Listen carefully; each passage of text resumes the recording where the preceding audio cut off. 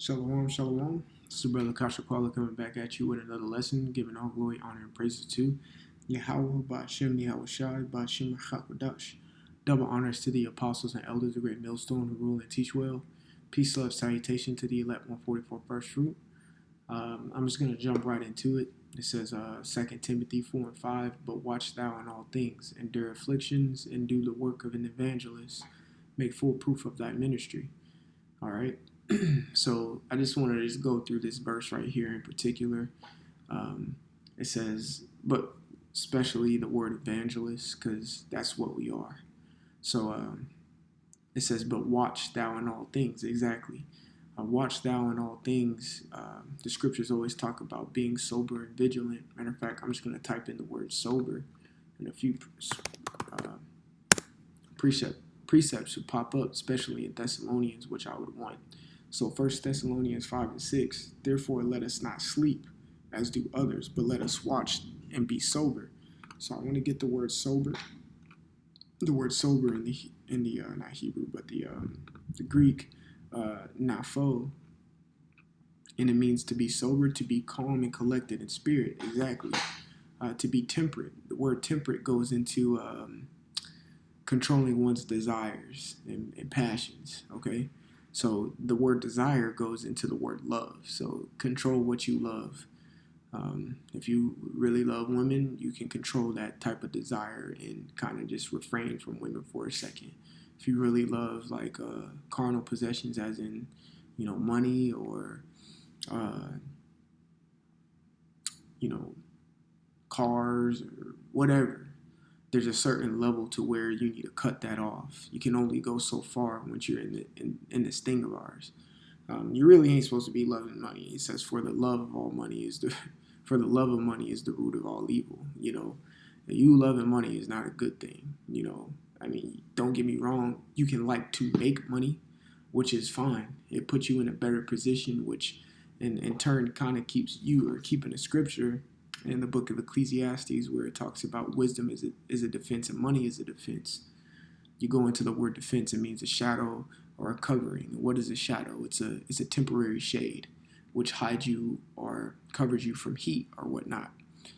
So that's what money is, but you're not to love something that's so temporary, but you can always get yourself get yourself into a better position by gaining the money, not by loving it, but liking to make money. Ain't nothing wrong with that. Also, like I said, the women, shit, what brother doesn't love women?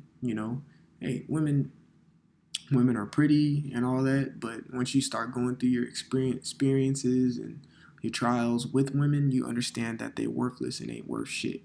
So that's going to be, once you start realizing and have to get that experience and wisdom, you'll fully understand why you don't, it'll be more temperate. You'll be more temperate when it comes to women. It says dispassionate and circumspect. Exactly. Circumspect meaning, vigilant, and you're always aware of things. It says to abstain from wine, literally. Yeah, to abstain from wine, literally like being drunk. And also the wine, which is a philosophy that is that's been, making a lot of people drunk out here. Let me just get a quick precept. In Jeremiah 50, is it 51? I want to say it's 51. Yeah, Jeremiah 51 and 7. Babylon hath been a golden cup in the Lord's hand that made all the earth drunken. The nations have drunken of her wine. Therefore the nations are mad. And why they're mad? Because they've been, bedazzled. I don't want to say bedazzled. I don't know the word, but they've been tricked. All right? They've been tricked like Bugs Bunny tricks Daffy Duck, man. They've been finagled with, you could say. But to abstain from wine is being circumspect. All right? You're always vigilant and you're always aware of what you're doing. All right?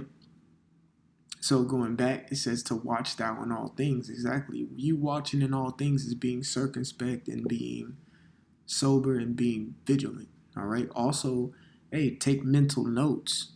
All right? You may have to take the low with certain things. Take a mental note of it, and you will learn from it. Read about Yahweh Shai and take the mental notes. Read about the apostles and and the and the disciples and take mental notes. Watch brothers around you and how they move and take the mental notes. Watch how brothers around you, how to move and how not to move, and take the mental notes so you know further on down the road what to do and what not to do. All right, that's being circumspect and watching in all things. It says to endure afflictions. Now we know the word endure means to make hard. I'm still gonna get it just for the edification purposes. All right.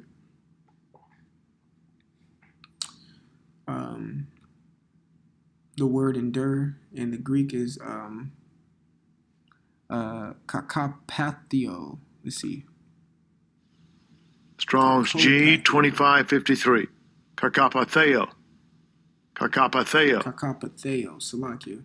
It means to suffer. All right, and the word suffer goes into patience.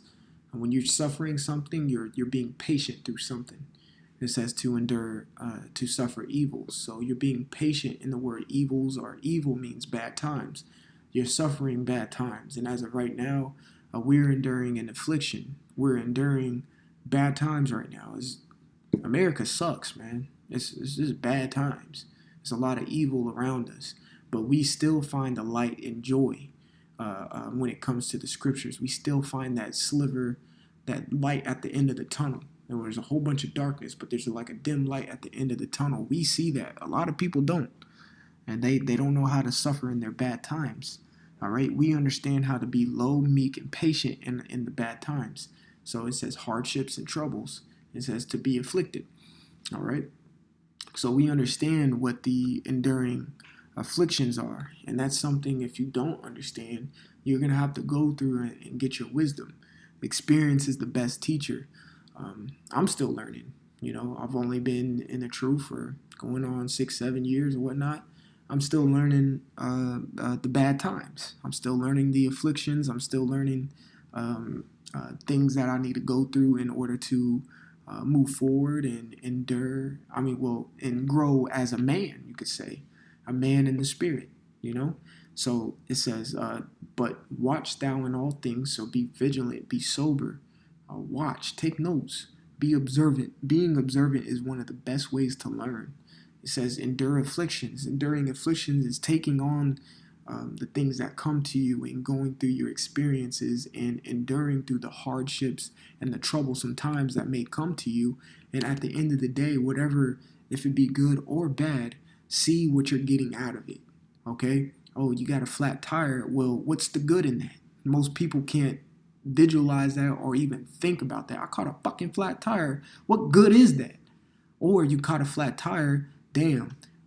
You found out later that later on down the road, about 10 minutes after you have caught the flat tire, there's a big ass wreck that there was a 30 car pile up or something. So you can see the good why the Lord gave you a flat tire and you got pulled over to the side to avoid evils, a bad time. You see, or just, I'm just speaking as a scenario.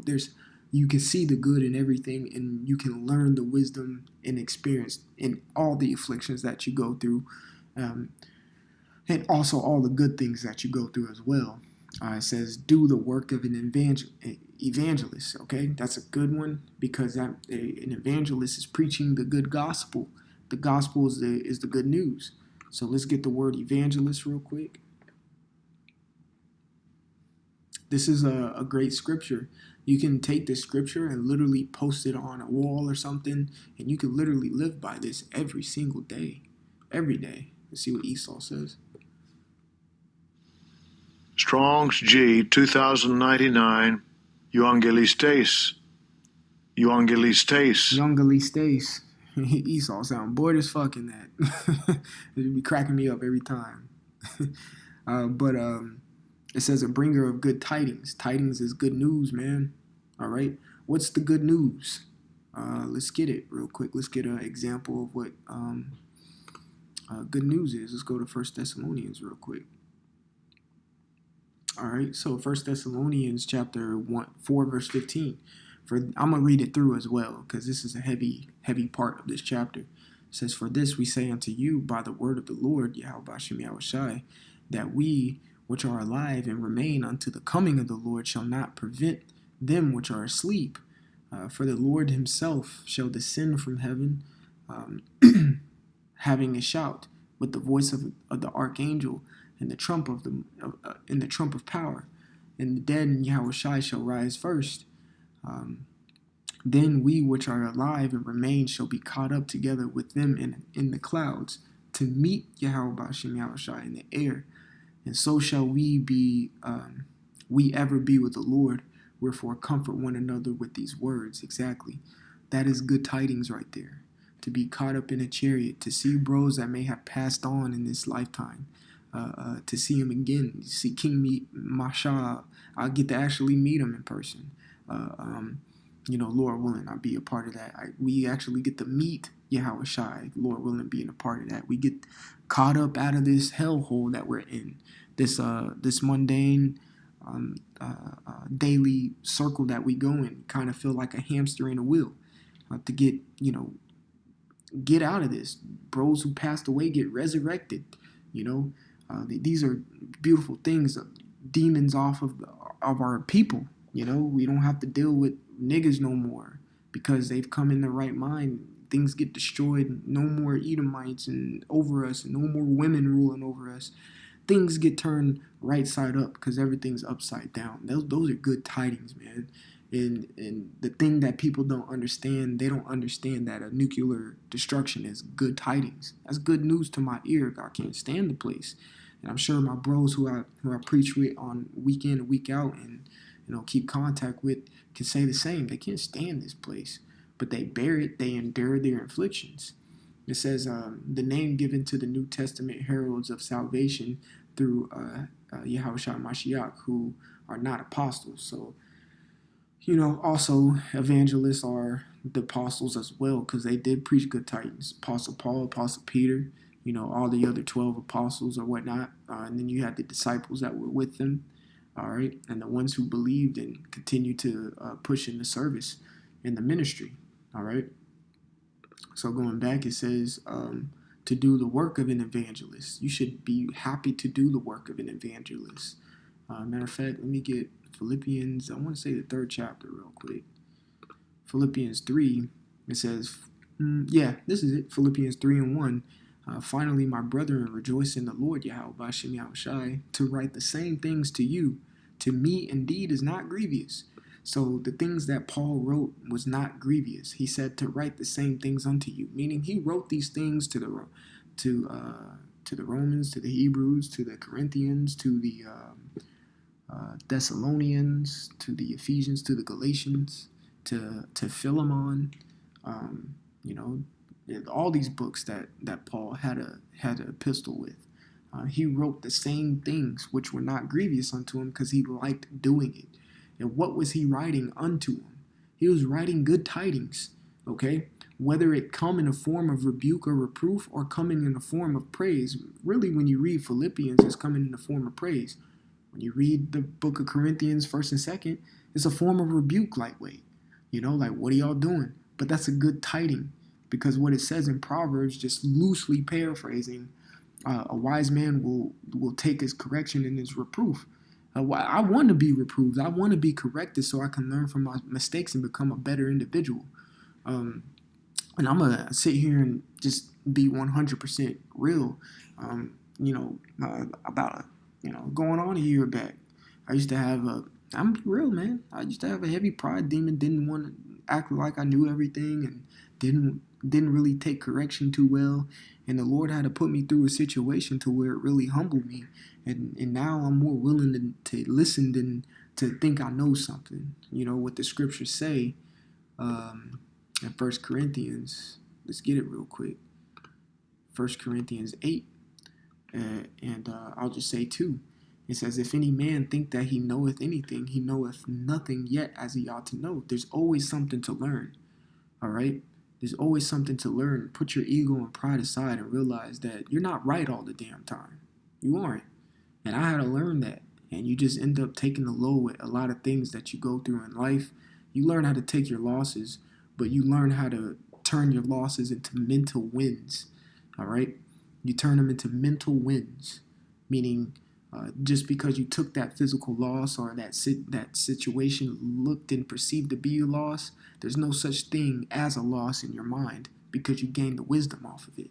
So it's something that I had to go through and realize. It's an experience, which is enduring your afflictions. Simple and plain as that. But Paul loved being an evangelist. You can see right here, to write the same things to you, to me indeed is not grievous, but for you it is safe. He loved saving of the souls. Okay? That was a part of the ministry, and that brings me to the last part. It says, make full proof of thy ministry. Make full proof of your ministry, of your servitude. All right? The scriptures also say in the book of Philippians to work out your own salvation with fear and trembling. So make full proof of your ministry, your servitude. What are you here to do? You're here to serve. And what is your, each of us have a certain position and certain mission at hand in our servitude. Make full proof of it, you see? Make full proof of it by being that evangelist, by enduring your afflictions, and by watching in all things. All right? So, Lord willing, I was edifying. I want to give all glory, honor, and praises to Yahweh, Ba'ashem, Yahweh Shai, Ba'ashem, Machakodash. Double honors to the apostles and elders of Great Millstone who rule and teach well. Peace, love, salutation to the elect 144 first fruit. It's the brother Kasha Qualin. Until the next time, I do want to say shalom.